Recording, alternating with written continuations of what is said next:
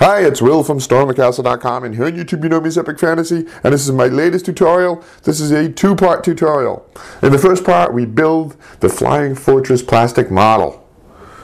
Nice build, very big plane.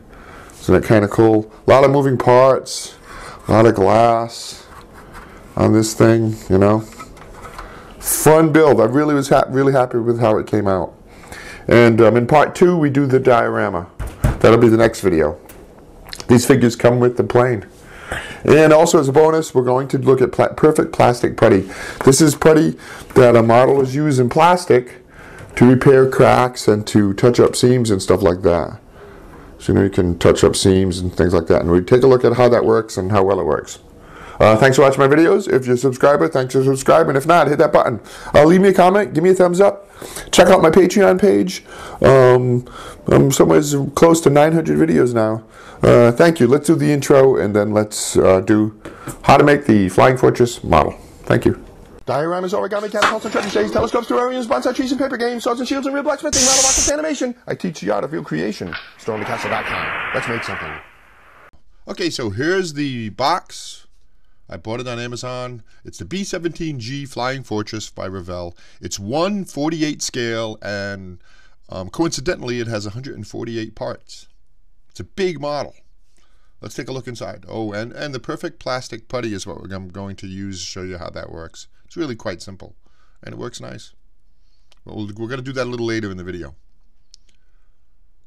So let's unbox it and take a look inside. There's all the standard stuff. If you watch my modeling videos before, you kind of get a sense for what we're going to do here. There's the clear plastic parts, all the glass on the plane, the black sprue parts. There's one set of wings with some small miscellaneous parts. Another set of wings with the main wings and the tail wings, and the fuselage, and everything else. There we go, a nice little pamphlet here, color pamphlet on tips on building a diorama, which is kind of neat. And the instructions, which give you everything, including, you know, the colors and how to assemble it, put it all together. And finally, the decals, which is always a challenge for me, especially those little tiny decals. But it makes a big difference in how the plane will look. So let's open it up. The first thing you should do is inspect the parts, right, to see if there's any flashing, or if there's any damage, any parts missing. Take a look, get familiar with all the various parts. You know, and I thought this was going to be a really easy model to build. It ended up to be a little bit of a challenge. But you should wash the parts gently with soapy water. It'll take decals and the paint and the cement better. So let's get started. And the process for this is pretty similar to most model builds. There's a bunch of sub-assemblies that you make, and then you kind of put it all together into the bigger parts. And this, like many other tanks and planes, is you build sub-assemblies, you put them into the fuselage. So let's get started by the numbers. I'm not going to do this step by step. That would be a 20-hour video, because it took me, I think, about 20 hours. But you do these little sub-assemblies, and I'm going to paint as I go. And the instructions recommend you paint as you go. Paint a lot of the smaller parts, and then the instructions recommend that you paint the plane, the fuselage and wings last. So that's the process I followed. And it's a good process. So I paint these various little parts for the subassembly, let them dry, and then I remove them from the sprue. And that's another benefit of painting ahead of time, is they're on the sprue. They're held well. You don't have to worry about holding these little tiny parts while you're trying to paint them. So once the paint is dry, glue to cement together the small little parts. And for this build, I'm using two different types of cement. I'm using the regular tester cement and this Tamiya extra thin cement, which I like a lot for small parts. See, that's the tester's cement, which is very common for model building.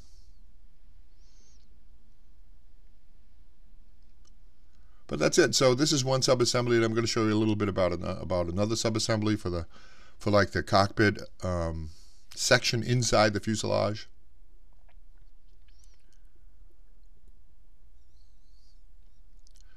But you put these parts together and you get a nice little sub-assembly. And there's also the see, that's the tail wheel.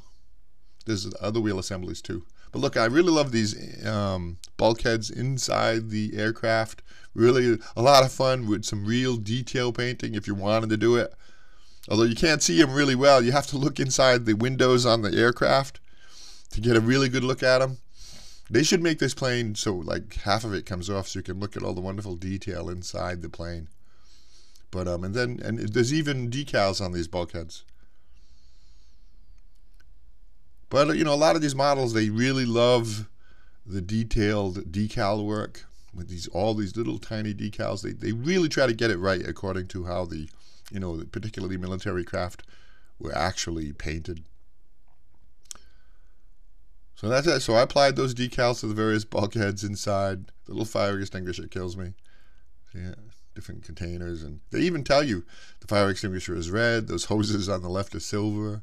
You know, they tell you the colors of the various little tiny details. So this is part of another sub-assembly. Let's take a look at that. And you can see I painted the flooring, the deck, silver, with the little chair, like the operator's console there. It's not the pilot's. It's like a console for one of the operators or something. Maybe the communications guy, you know, maybe. But see, you can see how this is going to slide inside the plane. But look at that, isn't that great with the little gun turret, the little bubble gun. And it actually rotates. Look, take a look, see. And it goes up and down, those guns. But I call this airplane the porcupine because once it's close to fully, here's the cockpit section with the two pilot and co-pilot and another gun that rotates. And that was a fun sub-assembly to make. That's going inside the fuselage. But I call it the porcupine because, you know, once it's assembled, it's got all these guns sticking out. It's difficult to hold this thing without, you know, breaking one of the guns. You got to be careful.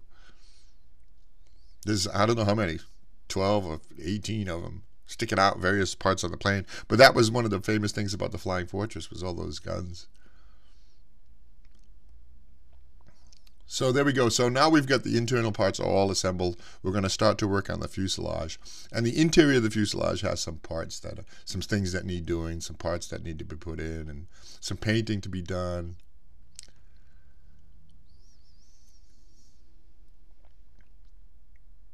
See that tail wheel?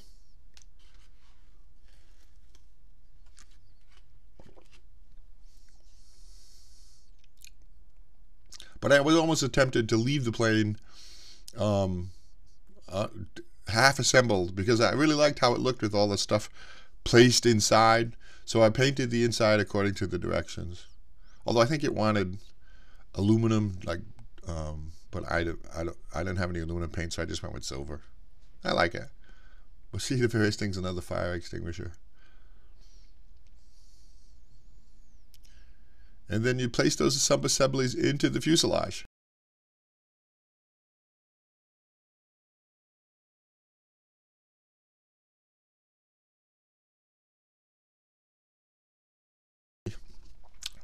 The only way to look at all that stuff is through the windows, which kind of, I think, takes away from it a little bit. See, I like this once it was all assembled, and even the munitions, the big bombs go in there. And see, now the whole thing's done. The fuselage is assembled. See, all the painting, detail painting, and the parts are assembled in. See it, isn't that great? Looks really good. I like that. I wanted to leave it like this, just put it on display or something, but it wouldn't be, you know, complete. It wouldn't be an airplane, would it? So then we continue on. I put the other half of the fuselage on, and now we're starting to get to the end game of this build. And like I said, I didn't keep track of how many hours it took, but I think it took me around 20 hours to build this. You got to take your time. And, you know, I mentioned in other videos a lot of different tips, but, you know, you should always pre-test parts to see if they fit right. And I had a little bit of trouble with those two halves going together. We're going to fix that with the plastic, modeling plastic. Then the wing assemblies go together, and they went together really well. which is something that on aircraft, sometimes I have trouble with the wings. Get them to meet well, but the wings on this are well done. They went together really well.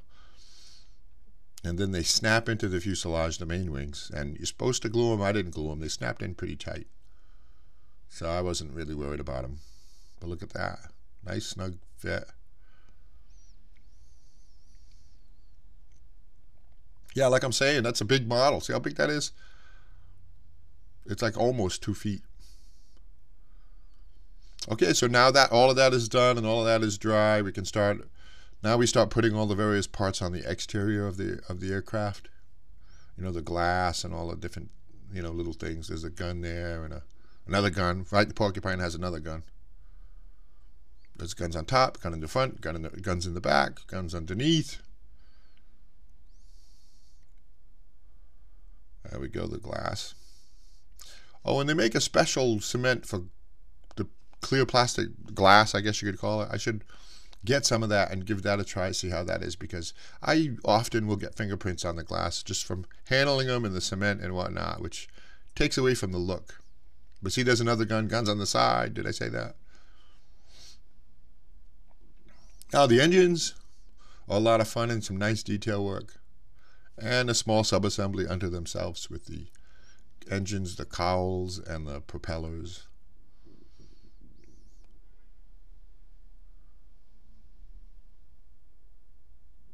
Here I'm putting the cowl on. Is that the right word, cowl? I think that is.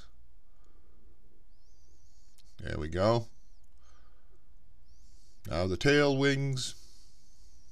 Same thing, they assembled really well. You know, it's a nice build. It's, of course, you know, these models by these companies, you know, Revell and Tamiya, and, you know, they get it right. They know what they're doing.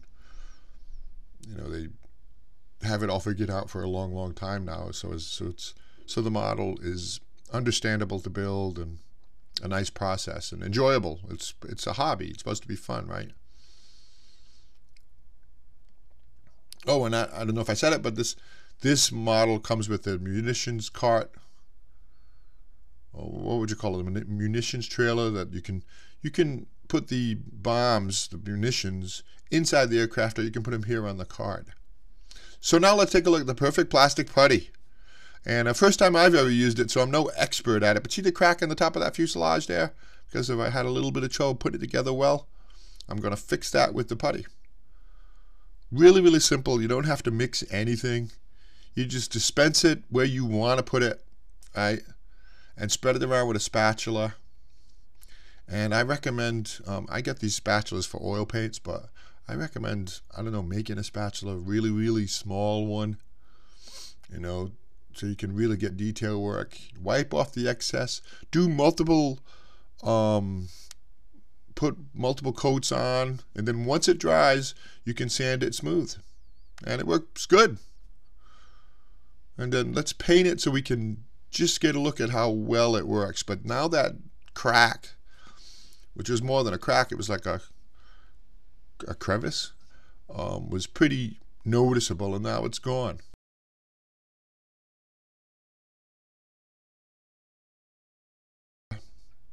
A little bit of a bump, and I could have worked on it more to get rid of that bump. So that's it. The plane is built. We're going to paint it and apply decals and finish it. So I used just regular old acrylic paint, and I used a soft flat brush to get it nice and even, because, you know, painting with a brush that's nice and flat for the big parts, and then I used a smaller flat soft brush to get all the details, all the spots I couldn't reach with the big brush. And that's it, but the paint came out good. I'm happy with it. And then we finish it off with the decals, which are not stickers. If you've never built a model, decal, you soak them in water for 30 seconds to a minute. The larger the decal, the longer you soak it, and then you just slide it onto the model, just like that, and then it will stay. And they actually make little applicators and stuff. There's a whole art to decals. And in the instructions, like with just about every other model, they give you versions. Like they give you the decals to make this one's like the Chow Hound, or you know, like different versions of the aircraft, which is kind of interesting. You can pick the version you like. So that's it. It's done. Yay. So that was how to build the Flying Fortress model. What was it? The B-17G? And in the part 2, see the Chow Hound, we will make the easy airfield diorama. Stay tuned for that. Thanks for watching. Give me a thumbs up. Leave me a comment.